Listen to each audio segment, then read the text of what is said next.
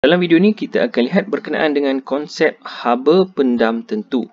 Okey, jadi macam mana kita nak faham? Kita tengok pada situasi yang cikgu telah lukiskan. Baik, jadi situasinya adalah pada mulanya kita ada satu bikar yang dipenuhi dengan ais. Okey, kita ambil contoh sebagai contoh ais ni dia sekarang ni dia berada pada suhu negatif 14 darjah Celsius. Okey, sebagai contoh. Jadi kita panaskan dengan haba, kita panaskan dia sehinggalah suhu dia meningkat. Okey, kita nak panaskan ni supaya dia menjadi air. Jadi selepas kita panaskan, selepas beberapa ketika, okey, haba akan diserap oleh ais dan dia akan menjadi air. Kita tahu dia akan jadi air. Tetapi sebelum dia jadi air, dia perlu lebur dahulu. Okey, dia perlu melalui takat lebur. Okey, kita panggil dia takat lebur ais. Berapa takat lebur ais? Kita semua sudah tahu takat lebur ais adalah 0 darjah Celsius. Jadi maksudnya pada suhu 0 darjah Celsius, apa yang akan berlaku adalah ais ni dia akan cair. Ais ni dia akan cair menjadi air. Okey, ais ni daripada pepejal dia akan menjadi cecair.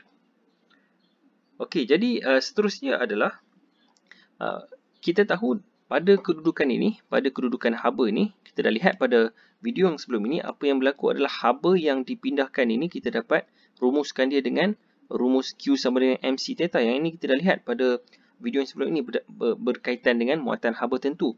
Sekarang ni, lepas kita panaskan ni, lepas kita masukkan haba ini, suhu dia akan meningkat dan apabila dia jadi ais tambah air ini, ada suatu perkara yang menarik yang berlaku. Okey, bila dia sedang melebur ni, dia sedang melebur pada 0 darjah Celsius, apa yang kita akan dapati adalah satu benda yang menarik, iaitu walaupun kita panaskan dengan lama, ais ini selagi mana ais masih ada, suhu bagi ais tersebut akan kekal kosong. Okey, dia akan kekal kosong walaupun kita panaskan dengan lama. Berbanding dengan pada ketika dia hanya menjadi ais, yang mana suhu dia akan terus meningkat. Okey, dia tak berhenti. Tetapi bila dia sampai 0 darjah, dia berhenti sehinggalah sampai bila dia akan kosong. Sampailah keseluruhan ini dia menjadi air. Maksudnya semua ais tu dia akan lebur. Jadi lepas semua lebur, barulah suhu dia akan kembali meningkat dan kita akan dapat air yang suam. Okey, sebagai contoh 14 darjah Celsius. Jadi kita tahu daripada di bahagian ini, selepas dia dah menjadi air semua, haba dia akan jadi Q sama dengan MC theta balik. Okey, jadi pada bahagian ini, yang mana keadaan yang menarik iaitu suhu dia tidak naik. Keadaan ini kita panggil dia, walaupun haba dibekalkan, haba ini kita panggil sebagai haba. Okey, tajuk kita hari ini iaitu haba pendam tentu. Haba pendam tentu. Okey, jadi apa maksud haba pendam tentu? Okey, secara definisinya apa maksud haba pendam tentu? Okey, jadi cikgu berikan definisi dia. Copy, kita paste. Oops. Okey, terlalu besar pula. Okey, jadi kita tengok pada haba ini. Cikgu guna yang bawah ni. Okey, kita tengok pada definisi dia. Cikgu dah tuliskan siap-siap. Haba pendam tentu suatu bahan ialah tenaga haba yang diperlukan untuk menukarkan apa? 1 kilogram bahan. Okey, haba pendam tentu untuk satu bahan. Macam contoh kita tengok tadi adalah ais. Jadi haba pendam tentu adalah tenaga haba Q, tapi Q dia akan lain sikit. Kita akan tengok lagi.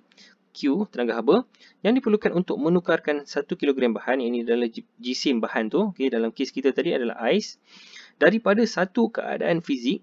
Maksud keadaan fizik ni ada 3 yang kita dah tahu, iaitu yang pertama pepejal, macam tadi ais adalah pepejal. Cecair, ini keadaan fizikal yang kedua, dan yang ketiga adalah gas. Okay, gas pun kita akan belajar nanti. Okey, daripada satu keadaan fizik ke satu keadaan fizik yang lain. Okey, maksudnya macam contoh yang kita dah tengok pada atas ni, daripada, kalau kita tengok yang ini adalah pepejal, dia ubah daripada keadaan fizik pepejal menjadi, padam balik semua ni, serabut dah. Okey, menjadi cecair. Di sini adalah cecair. Okey, itu yang dimaksudkan oleh perubahan keadaan fizik. Okey, apa lagi?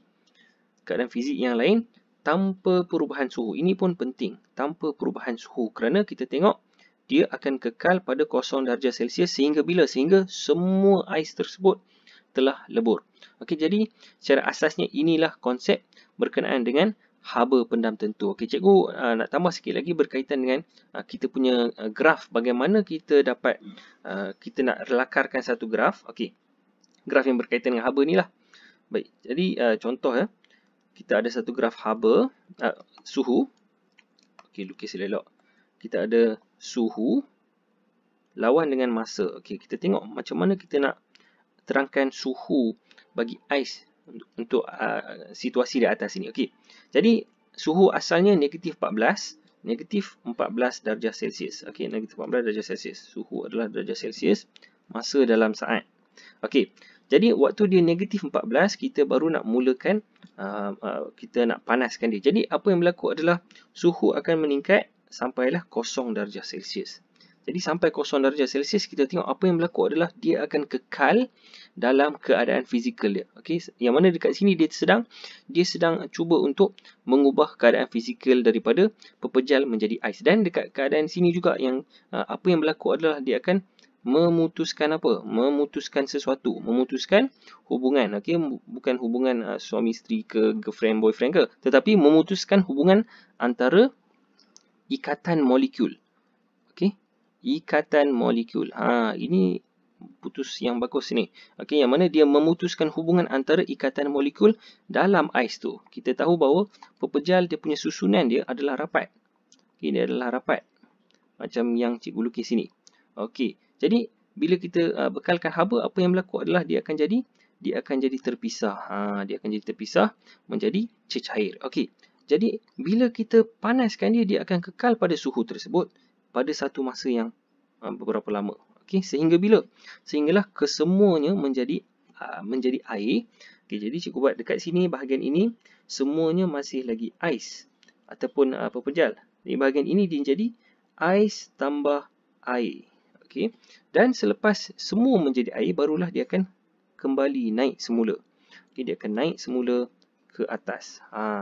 Jadi bahagian ini hanya tinggal air sahaja. Okey, dan lagi satu adalah rumus yang kita akan guna.